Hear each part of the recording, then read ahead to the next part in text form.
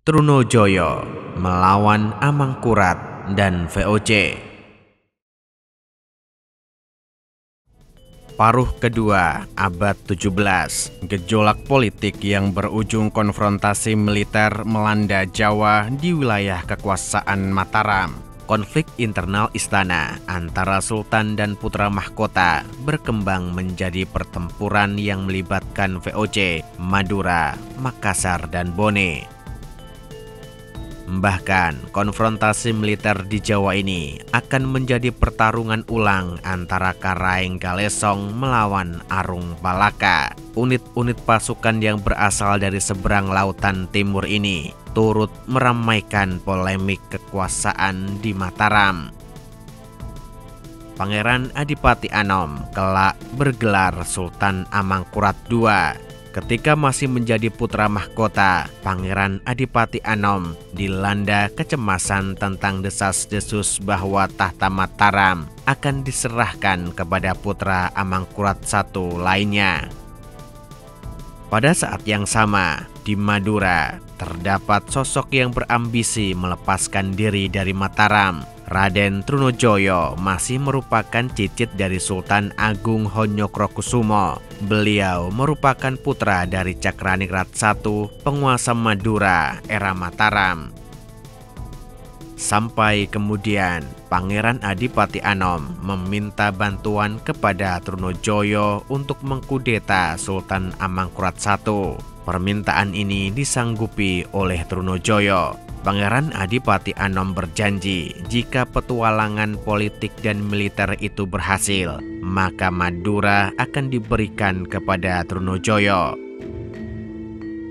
Pada kisaran 1674, pertempuran mulai berkecamuk. Trunojoyo mengasingkan pemimpin Madura saat itu, Cakraningrat II, ke Kediri. Madura pun jatuh ke tangan Trunojoyo.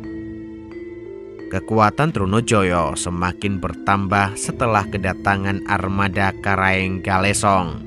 Gabungan pasukan Madura Makassar ini berhasil menguasai sisi utara Jawa mulai dari Surabaya, Tuban, Lasem, Rembang, Demak, Semarang, Pekalongan, Tegal, hingga Cirebon. Pergerakan pasukan Trunojoyo kini telah mendekati ibu kota Mataram di Pleret. Sultan Amangkurat I yang dalam kondisi sakit memilih melarikan diri ke arah barat. Tidak sanggup menahan sakitnya, Sultan Amangkurat I meninggal di Tegal. Meninggalnya Sultan Amangkurat I dan pergerakan Trunojoyo yang semakin di luar kendali membuat Pangeran Adipati Anom cemas. Tidak ada cara lain kecuali melibatkan VOC. Terlebih lagi, Trunojoyo kini menguasai Pleret, ibu kota Mataram. Tahun 1677, VOC yang diwakili Cornelis Spelman bertemu dengan Pangeran Adipati Anom di Jepara.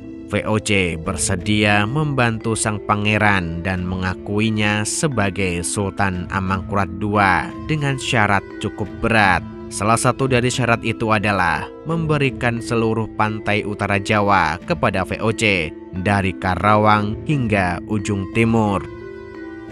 Berbagai syarat yang memberatkan itu disetujui oleh Pangeran Adipati Anom. Belanda pun mengirimkan armada perangnya ke Jawa. Di antara pasukan VOC terdapat pasukan yang dipimpin oleh Arung Palaka, bangsawan Bone, musuh bebuyutan Karaeng Galesong. Dengan kekuatan dan persenjataan lebih lengkap, VOC berhasil mendesak pasukan Trunojoyo hingga ke arah timur. Trunojoyo pun memusatkan seluruh pasukannya di Surabaya. Sayangnya saat itu sempat terjadi perselisihan dengan Karaeng Galesong.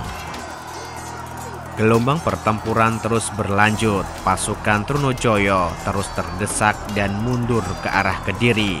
Gabungan pasukan VOC, Mataram, dan Bone kini semakin mengurung Trunojoyo. Di masa-masa krisis ini, Karaeng Galesong kembali bersatu dengan Trunojoyo, namun sudah terlambat. Semakin terdesak, Trunojoyo bergerak di kawasan Gunung Kelut, untuk menghindari penangkapan. Namun, pada penghujung tahun 1679, Trunojoyo tertangkap dan dibawa ke hadapan Pangeran Adipati Anom.